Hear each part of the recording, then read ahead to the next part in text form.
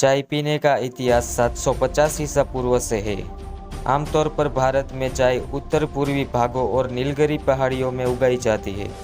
आज भारत दुनिया में चाय का सबसे बड़ा उत्पादक है। क्या आप जानते हैं कि हजारों साल पहले भारत में बौद्ध भिक्षुओं ने चाय का इस्तेमाल औषधीय प्रयोजन के लिए किया था। इसके पीछे एक बहुत ही दिलचस्प कहानी है। अर्थात भारत में चाय पीने का इतिहास 2000 साल पहले के एक बौद्ध भिक्षु के साथ शुरू हुआ था। बाद में ये भिक्षु जैन बौद्ध धर्म के संस्थापक बने और इन्होंने 7 साल की नींद को त्याग कर जीवन के सत्य को जाना और बुद्ध की शिक्षाओं पर विचार करने का फैसला किया। यह जब चिंतन के अपने 5वें साल में थे तो इन्होंने बुश के कुछ पत्ते लिए और उन्हें चबाना शुरू कर दिया। इन पत्तियों ने उन्हें पुनर्जीवित रखा और उन्हें जागते रहने के लिए सक्षम बनाया। अब जब भी उन्हें नींद महसूस होती थी तब वो इस एक ही प्रक्रिया को दोहराते थे। इस तरह से 7 साल के लिए वह अपनी तपस्या को पूरा करने में सक्षम रहे। और आश्चर्यजनक बात यह है कि ये कुछ और नहीं बल्कि जंगली चाय के पौधे की पत्तियां थी। इस तरह से चाय भारत में प्रचलित हो गई और स्थानीय लोगों ने जंगली चाय के पौधे की पत्तियों को चबाना शुरू कर दिया। लेकिन भारत में चाय का उत्पादन भारत के उत्तर पूर्वी भाग में ब्रिटिश ईस्ट इंडिया कंपनी ने शुरू करवाया और 19वीं सदी के अंत में असम में चाय की खेती का पदभार संभालने के बाद पहला चाय का बागान भी ब्रिटिश ईस्ट इंडिया कंपनी के द्वारा ही शुरू किया गया था।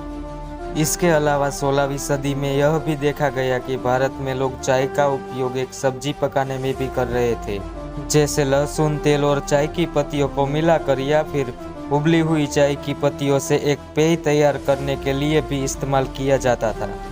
1823 और 1831 में ईस्ट इंडिया कंपनी के एक कर्मचारी रॉबर्ट ब्रूस और उनके भाई चार्ल्स ने यह पुष्टि की थी कि चाय का पौधा वास्तव में असम क्षेत्र के एक भाग में पैदा हुआ था और उसके बाद कोलकाता में नवस्थापित बॉटनिकल गार्डन के अधिकारियों को इसके बीज और पौधों का नमूना भेजा।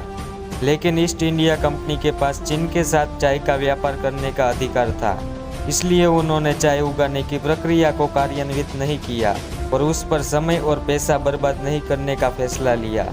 लेकिन जब कंपनी ने अपने अधिकार को खो दिया तो फिर से एक समिति का गठन किया गया, जिसमें चार्ल्स ब्रूस को चाय की पैदावार बढ़ाने का काम दिया गया और पहले नर्सरी स्थापित करने और बाद में चीन से 80,000 चाय के बीज एकत्र करने के लिए कहा गया था। साथ में यह सुनिश्चित करने के लिए भी कहा गया कि भारत में ये कृषि योग्य हो भी जाएगा या नहीं। अंत में ये बीज बॉटनिकल गार्डन में लगाए गए और वहां पोषित किए गए। इस दौरान चार्ल्स ब्रूस ने असम में मौजूदा चाय के पेड़ों की छंटाई कर नए विकास को प्रोत्साहित करने के लिए भूमि में बागानों को तैयार किया और देसी झाड़ियों की पत्तियों के साथ प्रयोग करके काली चाय का निर्माण करने का साहस किया। उन्होंने चीन से 2 चाय निर्माताओं की भर्ती की और उनकी मदद से तेजी से सफल चाय उत्पादन के रहस्यों को भी सीखा।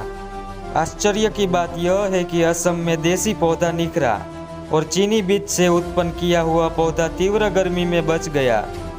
इसके अलावा 19वीं सदी में एक अंग्रेज ने यह गौर किया कि असम के लोग एक काला तरल पदार्थ पीते हैं, जो कि एक स्थानीय जंगली पौधे से पीसकर बनता है और इस तरह से चाय एक क्षेत्र से दूसरे क्षेत्र में प्रचलित हो गई।